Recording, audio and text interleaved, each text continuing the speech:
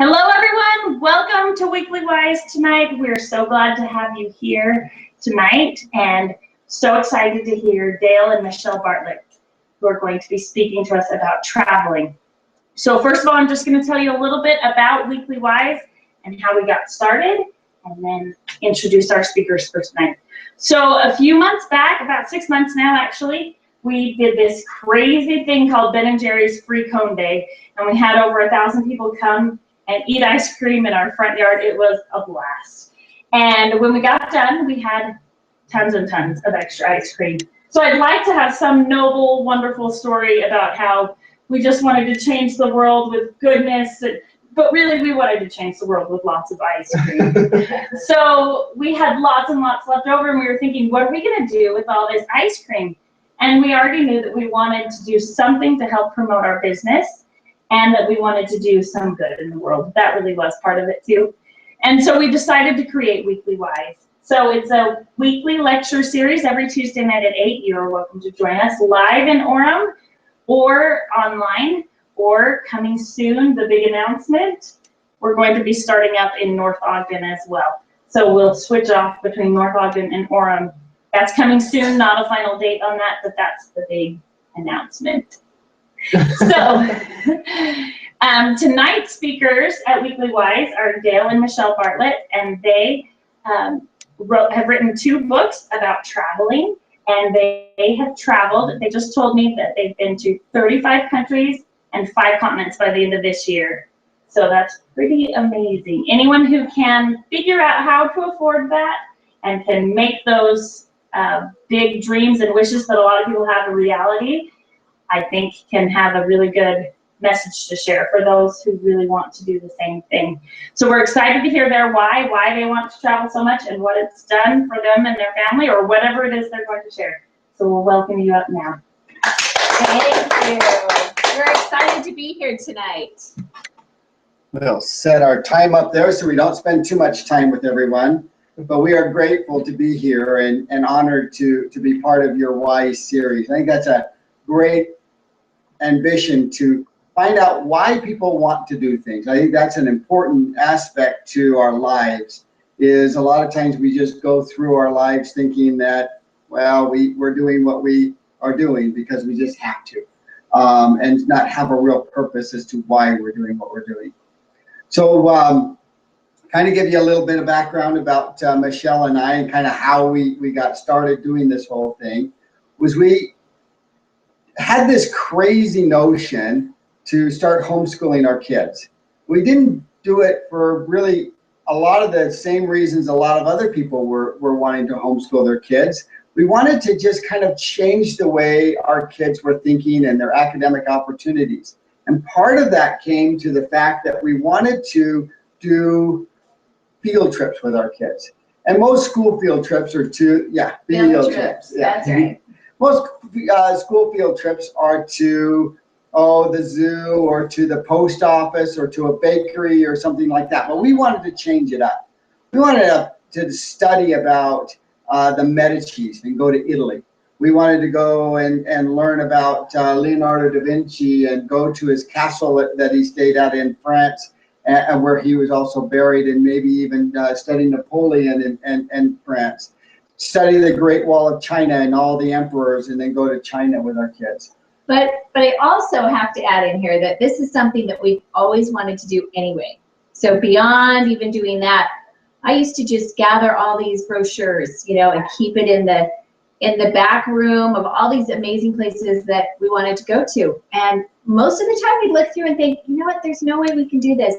And it wasn't until we changed our thinking to, we can do this, and we are going to figure out a way, because we want to do this with our kids. We are going to do this with our kids and our family, and we want to enlarge their lives by having these travel experiences. As soon as we did that, doors started opening, and we started seeing opportunities that we hadn't seen before. So as we started looking into the cost of doing a trip, our first trip was to France and to England. We started looking at spending 3 weeks. I think we cut that trip down a little bit down from that, but basically most of our trips were about a 3-week time period. And we started looking at airfare for 6 people, hotel accommodations for 6 people, and we started quickly realizing the same realization that most people come to when you're a young family with 4 little kids, that, you know, unless a bag of money just dropped into our lap, we really weren't able to afford this. So what we really wanted to do was create a way to travel anywhere in the world and have it pretty much just cost us the cost of food and fun. So we started looking at ways to eliminate the big costs. Now, the big costs that are kind of more fixed type of costs are your airfare, your accommodations while you're there, and any kind of transportation while you're there. There are other incidental things such as food and other things, but really what it left you with was food and fun. Well, you do that at home anyway, right? You have to eat, and you usually are spending money on doing things that are fun. So our first trip, our first big trip, cost us about $4,000. That's for 6 people. For 6 people, 3 weeks to Europe. That's airfare, food, everything, hotel. Our next trip, as we defined things a little bit better, was about $2,500 to Italy, and that was for 3 weeks, also for 6 of us, and that included everything, airfare, everything. And so these are some of the things that we teach about how to travel inexpensively and free, but beyond these things, which we'll touch on a little bit at the end, the biggest reason is the why. Yeah. What inspires us about traveling other than wanting to learn about different cultures and expanding our lives and our kids' lives? Exactly, because what we really found was that we wanted to travel. We knew we wanted to see really cool places.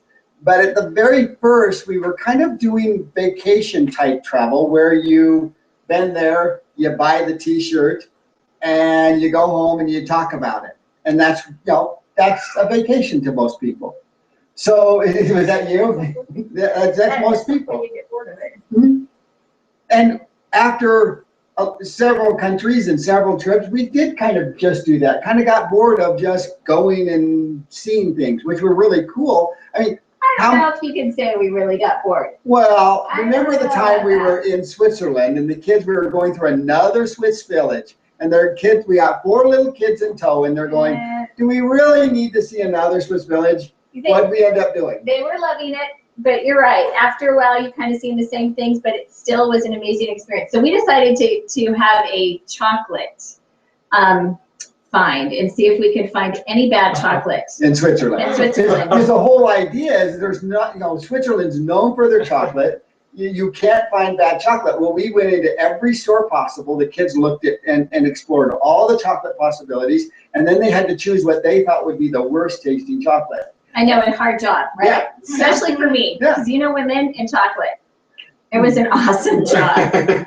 We started thinking, wait a minute, there's more to this. Then we started going to places like Dachau and other very historical yet significantly difficult places to go.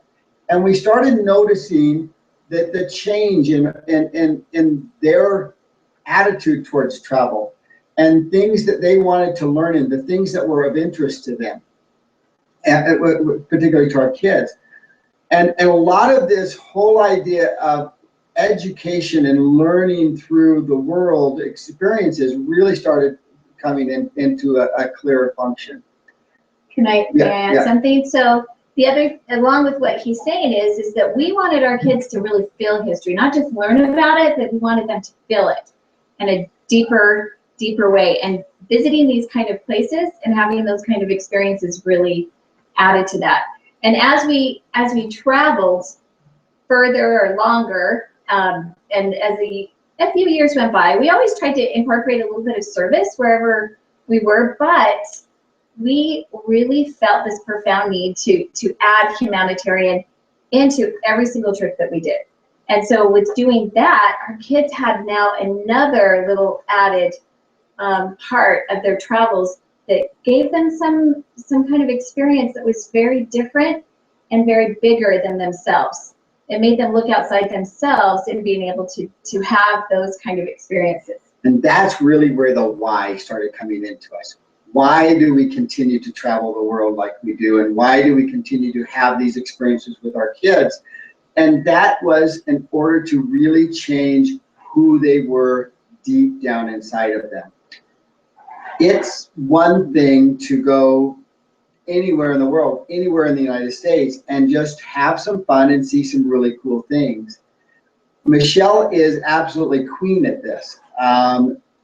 When we have gone, and we've gone all over the world, as you can imagine, 35 different countries seems like a big chunk. It really is such a small, there's so much left of the world that we really want to still have a big list. Yeah, there's still a monstrous list even after you see in 35 countries. It's good. But even when we've gone to Disneyland, which every kid needs to experience Disneyland at one point in their life, and they all, you ask any kid, well, where do you want to go? Oh, I want to go to Disneyland. And we're thinking, well, how can we incorporate this kind of service in our children's lives? Because something was also happening within them. We didn't want them to just feel like this was just normal. It was absolutely something different that they were able to do that most and the majority of their friends would never have this opportunity to do. We didn't want them to feel entitled. Yes. Which is really something that we worked hard to try and add all of these extra things so again that they were seeing the world in a bigger way beyond themselves and not have that entitlement. So while we were in Disneyland, instead of having lunch at Disneyland, which is very expensive, Michelle arranged to have us go out of Disneyland, go to a food bank for lunch, and serve the homeless at the food bank. And every trip from that point forward had some type of humanitarian aspect to it. We took the kids on just a Southern California adventure around Christmas time, and this kind of became a tradition from that point forward. Is that instead of stuff, Christmas presents, instead of just things that would be used for a short time and maybe then tossed away or not used for very long, our Christmas presents were pretty much trips. We were going to go on a vacation and we're going to see some incredible things, and that included the whole gamut. Well, and for me, it made Christmas more relaxing and more enjoyable, and we really remembered more what the real reason was, because a lot of those little details didn't even get worried about. We just knew that this was a trip that we were going to do with our kids, and that we were going to have this experience with them. And sometimes it was right after Christmas, sometimes it was maybe in the summertime. So whenever it ended up being, it still was their Christmas gift. But this past summer, we actually went to Cambodia and Thailand after we lived in Australia for 3 months, and we ended up going to a couple of orphanages. And one particular orphanage in Thailand, we were able to stay there for 3 days, and now all of our kids are older except for we had our 18-year-old with us, which was amazing. We stayed at the orphanage for 3 days. Dale worked. He did a lot of the. I did all the hard work. He did all the hard work. They got to play with the kids. Yeah, we got the fun stuff. We got to teach English and play with the babies and the younger kids, and we had so much fun. But it was exhausting. It was really hot and very humid. And the first day we sat down to have lunch with everybody. So all 45 kids and the staff members, they all ate together. And as we sat down to eat, and we were starving, the little girl next to my daughter kind of gives her the elbow, and she's like, "It's okay. There's ants in the food, but just pick them out. It's not a problem." My daughter was like, "Oh, well, maybe I'll just have rice." But you know what? These experiences are amazing because they realize that, you know what? There's not food like we have readily available, or they have different things like that. Yep, they might have ants in it and you might have to pick them out, but that's just how they live and that's just part of it. And after being there for 3 days, it ended up not being a huge deal, frankly. So all of these little experiences and getting close to the kids and being able to teach them English and really give that extra love to these kids that really needed it are all a huge learning experience and a growth builder. We were while we were in Cambodia.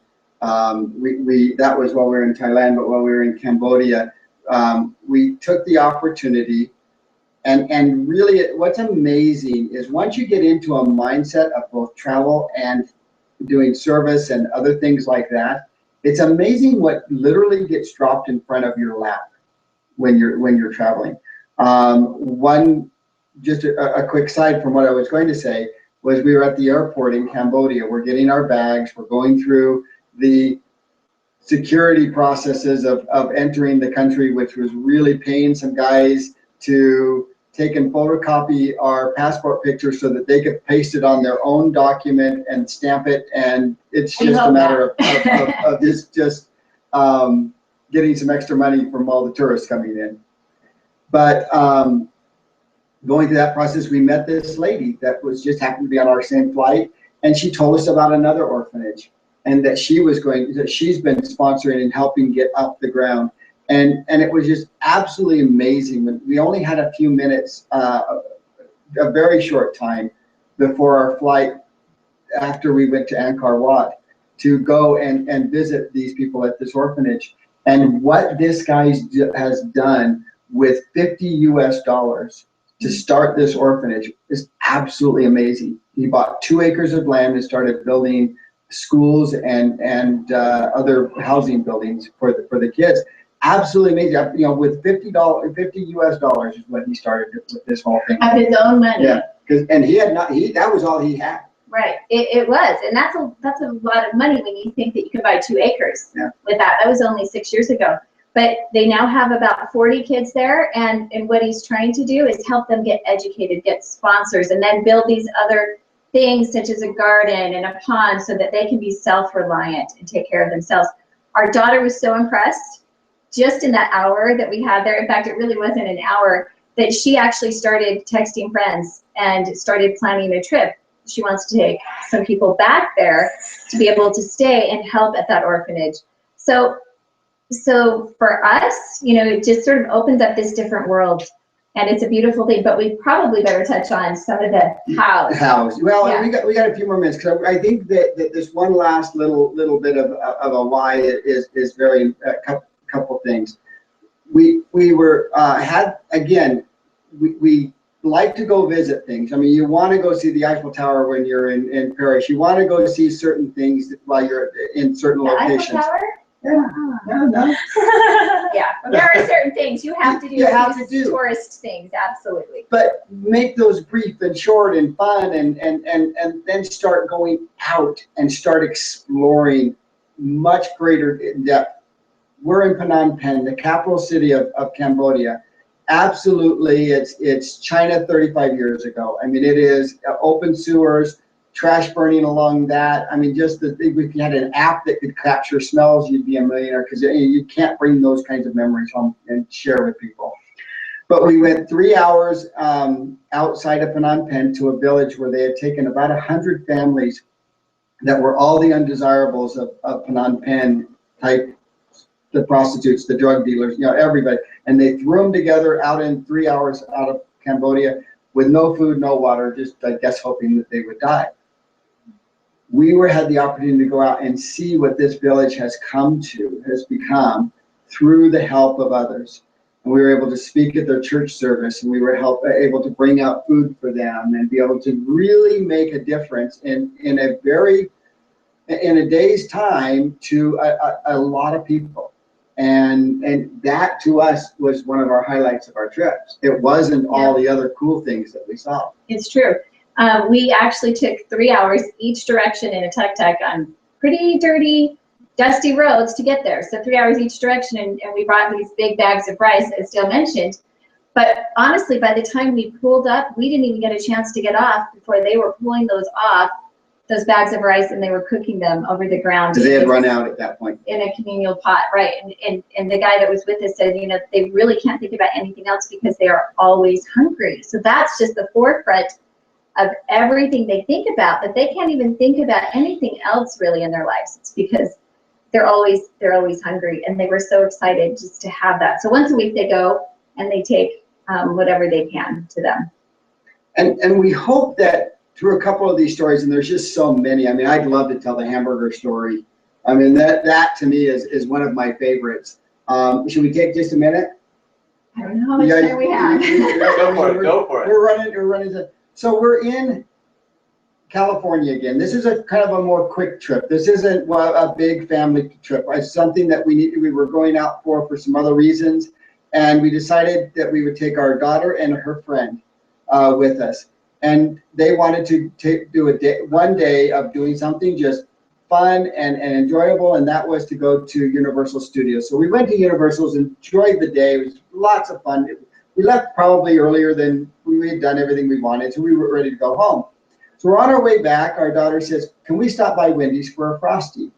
And as I remembered that there was a Wendy's off the highway, pretty close to Hollywood Boulevard, and all of those things that we had kind of walked by as well.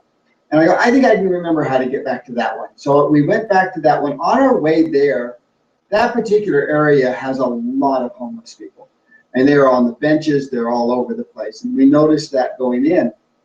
So Michelle leaned over to me and she says, "Get 10 hamburgers. I think it was about 10 hamburgers. So we're at Wendy's. You can get, just the regular hamburgers, or a little over $1 a piece. It's not that big a deal, but I'm thinking, are you girls hungry? And they go, "No, we're not hungry." I'm going, "I'm not hungry. Why are we getting 10 hamburgers?" She says, "Just get 10 hamburgers. No, she doesn't. Something was up. Yeah, something was up. So I get 10 hamburgers because that's what she wants me to do. And she says, "Let's go find the homeless along the way, and let's start passing out these hamburgers."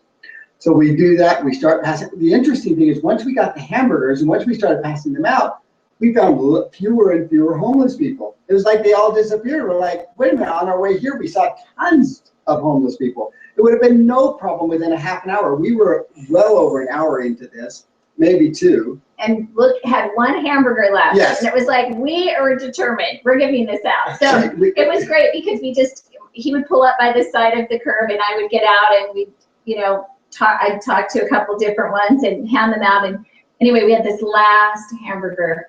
And we finally found a huge group of people, and Marissa's like, "Mom, you cannot do that." And I'm like, "Well, we have this last one, right? We're going to give it out.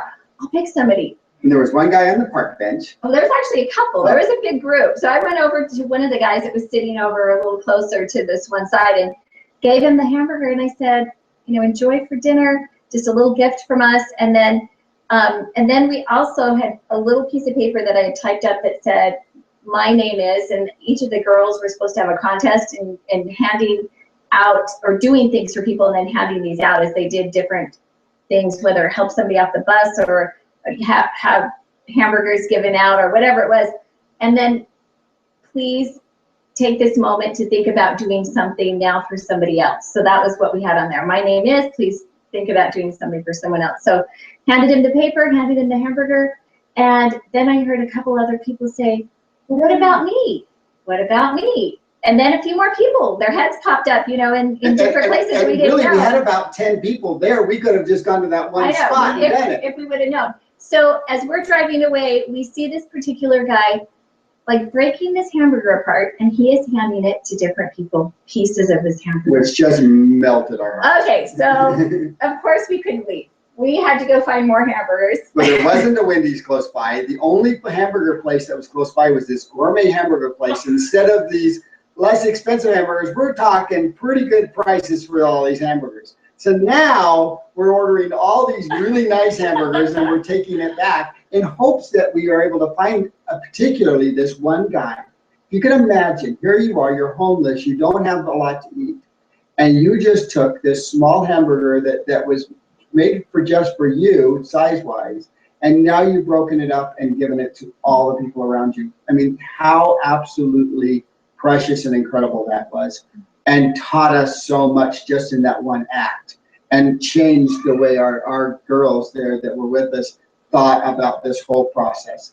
And I have to say, if you will ask them now about that trip, that's the only thing they remember. That is the part they remember. So did you find them to give them? We did find them, but we didn't find him. He had left. He had left, unfortunately, but we did, the rest of the group looked like they were still there, and we handed out all of the ones that we had to everybody there. So and it was a pretty good group. So those are the whys we've turned into as our travel. And I hope we've inspired you that if you do start traveling, that you do it for more than just say, I got the t-shirt and I've been there.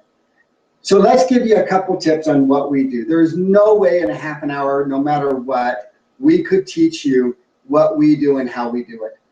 At first, it would take us a good year or more to plan our trips. We would eliminate our airfare. So the way that we would do that a lot of times would be through airline frequent flyer miles. Now, at the time, I was maybe flying on a work trip to California. So, I mean, to get 500 miles on a plane, you go back, you go, I got 500 miles. Where can I go with that? Oh, I can go across the street. Because it doesn't go very far. It just kind of, you have to have a lot of these. And what we realize is that the majority of miles are not collected by flying. They're collected on the ground. We have found very often that there were months that we actually collected more points by everything else that we spend money on. So groceries, gas, Netflix, they have affiliates. Airlines have affiliates. So if you choose Delta, you can get on and click on their affiliates. If you're already spending money on Netflix or your cell phone or whatever it is, then you're getting points for money you're spending. Yeah, money you're spending anyway. You get miles that you wouldn't normally get. So you're going to want to check on that. And we have a lot of people ask us, well, why not use the money back programs? Frankly, those don't give you much. In the times that we've spoken at different events, and I've asked people, how much did you get back? Oh, maybe 100, maybe 300. Well, this year we saved almost $11,000 in airfare. So if you're going to use the airfare, then it's a great deal. Actually, this year, on what we've done round trip tickets to Europe, 10 round trip tickets to Europe, 2 round trip tickets to Mexico, 10 round trip tickets to Costa Rica, all with miles. That's about $16,000 worth of value that we've gotten off of miles that we didn't have to spend. Now, of that, we had to pay taxes, and of all those trips, it probably was well under like $800-900 or so for just the taxes for all those trips. So what is that? 14 different tickets or 14 trips right there? More, yeah. Mm-hmm. But I mean, we have to pay taxes on everything anyway, right? So that is something you can't get away from. But one of the other things that we talk about is how to get cheap or inexpensive accommodations. Oh, well, on the airfare, real quick, a couple other things. A lot of times people say, okay, it takes a long time to build up that many miles, and it has. For what we used this year, we've been saving those up for 2-3 years, the amount of miles. We've used a little bit here and there, and then we build it back up, but it's taken us a long time to build up what we've used this year. We're now down back, our balance is close to zero now, but it's fine. We'll build it back up and we'll go on the next trip. But so a lot of people say, well, that's going to take a while. How do I get some inexpensive airfare? So let me give you a couple tips on that real quick. One is search for airfare late at night, 11 o'clock, midnight type of time frame. Prices go down to about 20% at that time. Clear your internet cookies. So when you search on Travelocity and Kayak and some of these other ones, you say, okay, I want to go from Salt Lake City to New York, and it's $800 to do that, let's say. You go and you go, that's kind of expensive, maybe I won't, so maybe I will, and you think about it, and you come back an hour later or two, and you get back on it, and it says, now it's $900. And you're going, holy smokes, that wasn't very long. What they did is they remembered your last search, and they will never show you that low price again. You go into your internet browser, you clear all your cookies and browser history, and you search again, and boom, that lower price will immediately come back at you. So those are some things to remember, that if you do, that'll save you some good money off of your airfare. So then we can go into some accommodations. So 2 of our favorites is home exchange or hospitality exchange. Home exchange, many of you may not have heard of it. The kings and queens used to do it all the time. You want to stay in my castle this summer, and I want to come stay in yours, right? So this is what they used to do. What a great way to eliminate the cost of your accommodations. There are many home exchange sites that you can get on, and usually there's a little fee, maybe $35 for the year, but you can find incredible places to stay. And if you're going for 2 or 3 weeks, that's very nominal for what you're going to get. So we actually, one particular summer, as a hospitality exchange, which is you're going to stay with somebody and then they can come and stay with you at different times. So you can enjoy them coming to visit your house, and then you feed them really well and you take them amazing places, and the same thing happens there. You become their host while they're there, and they become your host while you're there. And a lot of people aren't real comfortable with the home exchange program, where they say, okay, someone's in my house and I'm not there to watch things. This is another way to still get free accommodations, but in our opinion is the best way, because you learn so much more. Oh, it's my favorite, because then you get a real feel of what it's like to live in that country and to live with somebody that's a local, and they can show you these amazing places to go to that you wouldn't know otherwise. Yeah. So we went to France one particular summer, and we were going to go visit a friend of ours in Paris, and they said, you know what, we are, during the time you're here, we're actually on the west coast of France, and why don't you come out? All of our family's there. Their grandparents had bought a castle with this beautiful moat around it. I mean, it's just everything you could imagine from a beautiful picture that you would want to visit. And they have a lot of land with many farmhouses. And they said, when you come, you can choose farmhouse or the castle. That was not a hard decision.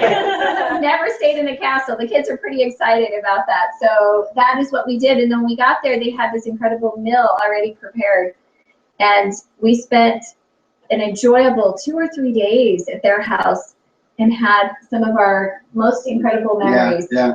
So that's, if you want to eliminate your cost of accommodations, those are 2 of your best ways to do so. And those you can do on any trip at any time. And there's a lot of hospitality exchange websites that are popping up now. That's becoming a new, we were doing it way before it was, we had a hard time finding hospitality exchanges. We mostly relied on friends of people who we'd met on our travels, or people that had come to our home, and started expanding our network of people as we traveled. And that's how we did the hospitality exchange. But on the home exchange, to add some other cost savings to both of those, particularly the home exchange, a lot of times they'll exchange the car with you as well. So you've eliminated your transportation costs as well. I'm going to grab that, and then we'll just wrap some things up here. Just go ahead and tap it. So when you eliminate the transportation or the airfare there, you eliminate your accommodations and your transportation while you're there, you're really now down to food and fun. One of the biggest costs that people don't count on when they travel is how much it costs to eat out every single day, every single meal. When you have a home exchange or a hospitality exchange, or even a vacation rental, which is our third best way of traveling, you go to Airbnb or vrbo.com. It's just some incredible sites out there for vacation rentals, very cheap. But not always cheap, but they're relatively, compared to the hotel. Yeah, compared to the hotel cost. But not as cheap as free. No, free is always better in our books. Yeah. But when you have those kinds of places, you can now go to the grocery store, buy groceries, and eat just like you would at home. So your cost of food just dramatically went down from eating at restaurants every day. Although there are times when you want to, especially when you're in France, to go for breakfast and have the pastries, and you've got to do things like that. So those are some of the little tips that we can give you. One thing that we do have available is our book called Have Kids Will Travel, or Have Kids Will Travel. And you can get to that by going to our website called Traveling U, with just the letter U, stand for Traveling University, but travelingu.com. Just click on the books. It'll show you what books are available and give you a link to Amazon directly from there. And if you feel like that would be something that you'd enjoy, you're more than welcome to purchase some of those. There's tons of information in there. Cruises, how to cruise inexpensively, how to do the accommodations, how to keep things safe, keep your kids safe, all those kinds of things as we've traveled, all that kind of tips. So we hope you've enjoyed this. Yes, and if you want to learn a little bit more about us, you can go to travelingu.blogspot.com and check out some of our travels and pictures, and we have some more tips on there also. Yeah. But thank you for your time.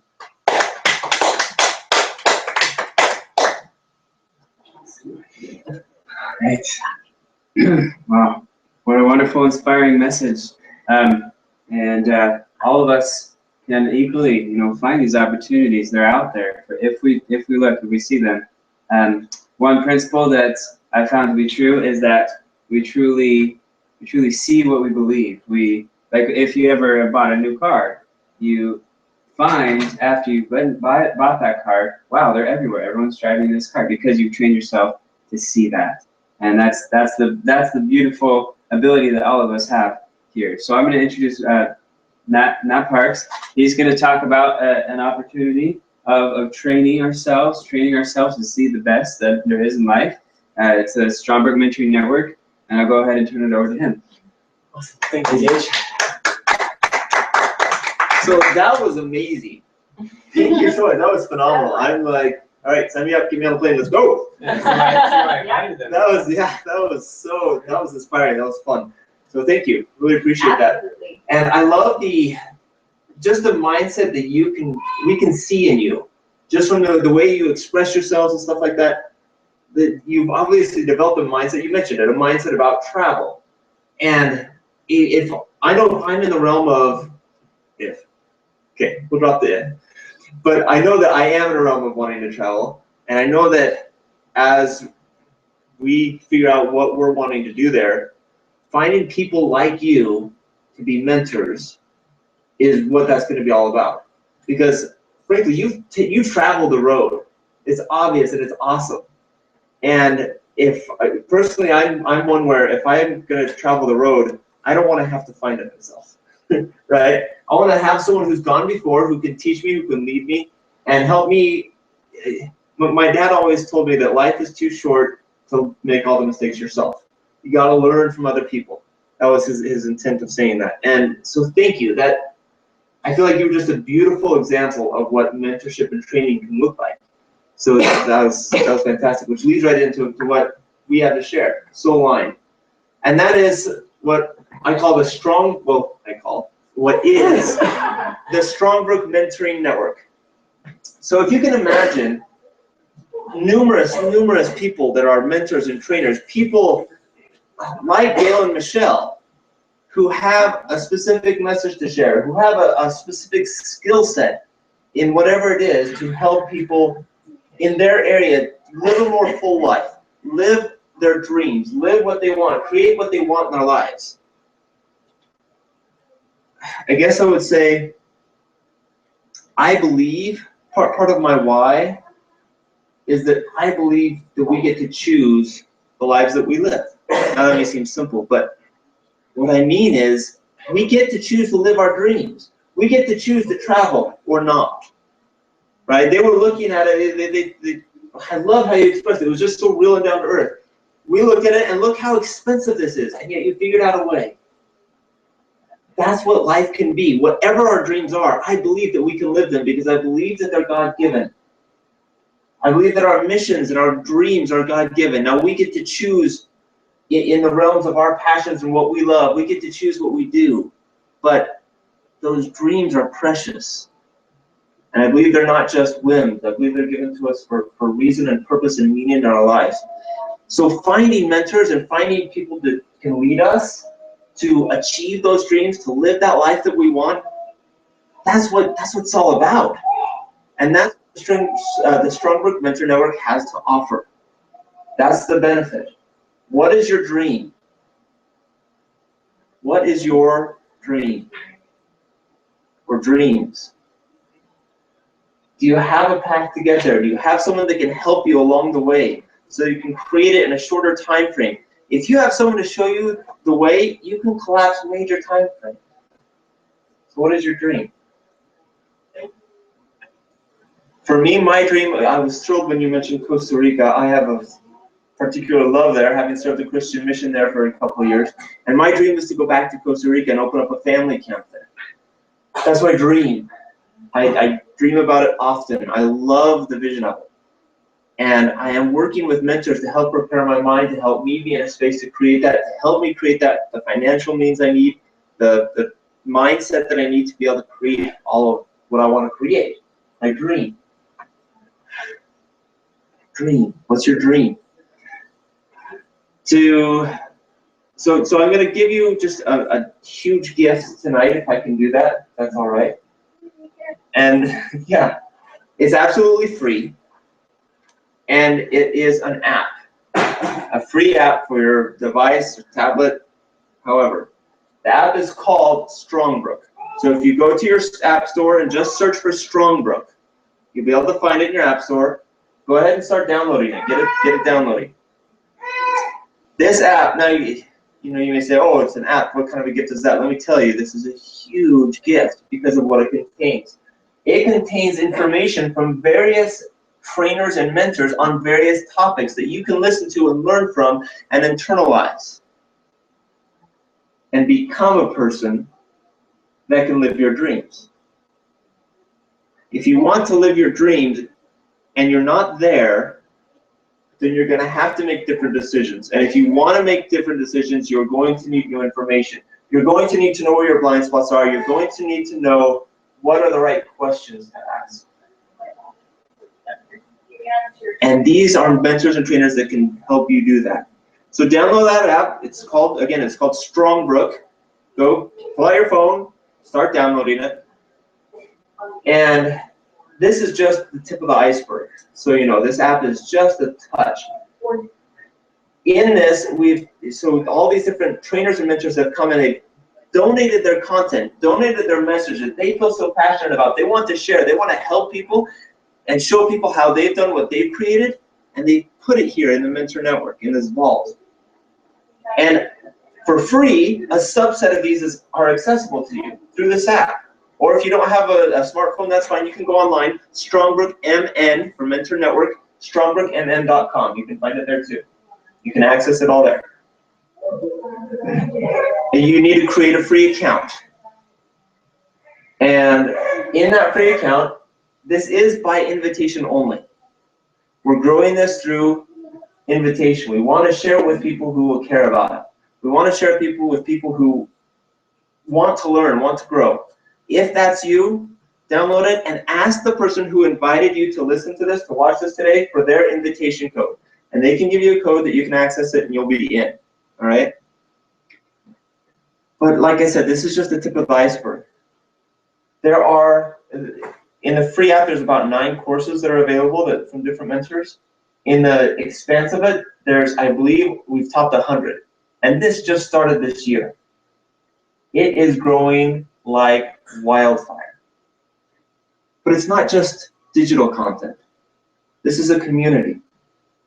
You mentioned networking. You started networking with different people to create this, where there are people in different countries and things like that. Networking, creating the community that you want to live in, that's a choice as well. It's not just where you live, right? It's creating and making those connections with people that resonate with you, that you want to be a part of their community and their lives and they with you. And that's part of what this is, a community of like-minded people who are striving to learn and grow from mentors. We have a Facebook group that people share what they're learning, what they're doing, and get to meet, and it's a phenomenal community, a lot of activity, a lot of fun. Also, we have different mentors have different events, and you'll be plugged into this. For example, tomorrow night, one of the mentors is having what's called their brand is Limitless, and they're having an evening, Limitless. They're calling it Limitless Tribe Night for the people that are in their tribe, kind of from Seth Godin, if you've read that book called Tribes. And people are welcome to come. It's free. It's for 3 hours. It's from 6:30 to 9:30, as I recall, in Provo. And it's just an experience to get with these like-minded people and get to know this mentor. Does this mentor resonate with you? If so, you might want to pursue more. You might want to get to a point where you're paying the money to coach you. You may not. They may not resonate with you, but you might find one who does. You might find the person that is going to lead you and take you by the hand to give you all you need so you can live your dreams. That's what this is about. It's not about an app. It's not about some digital content you plug in your ears and then go on your merry way. It's about who are you becoming and what is the life you're creating.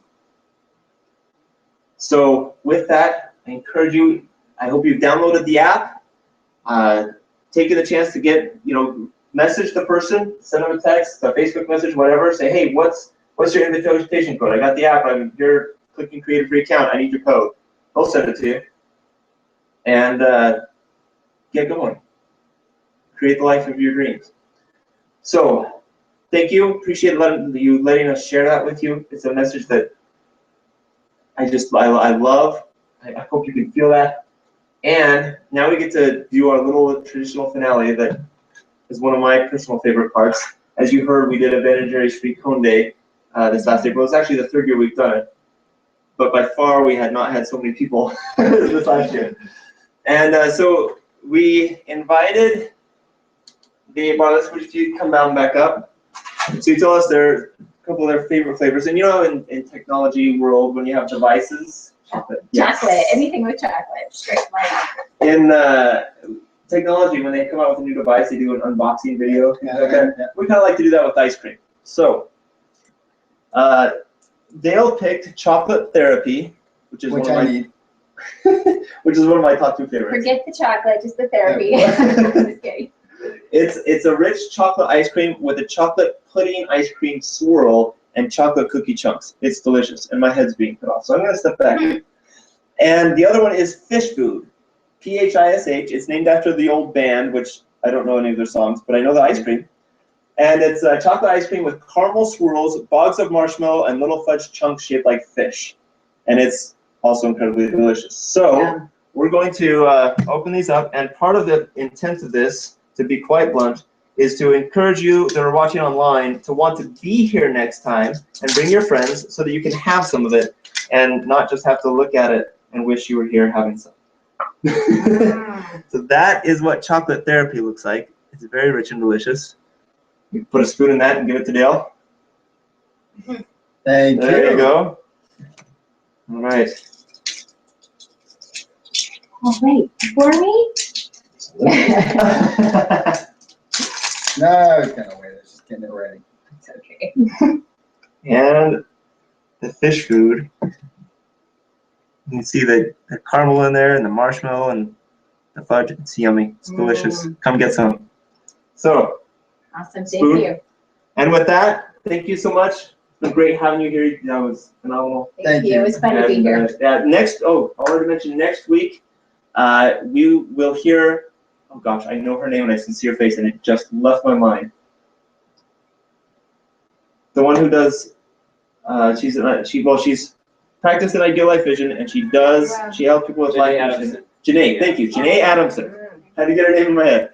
Janae Adamson is coming to speak, and she is fantastic, just phenomenal about helping you visualize and create a clear sense of who you are and who you want to be, and with that, what that dream is that you want to create, and start putting things into motion to make that happen. She's awesome. So really excited to have her next week. With that, thank you, and see you next week. Bring some friends and come get some ice cream.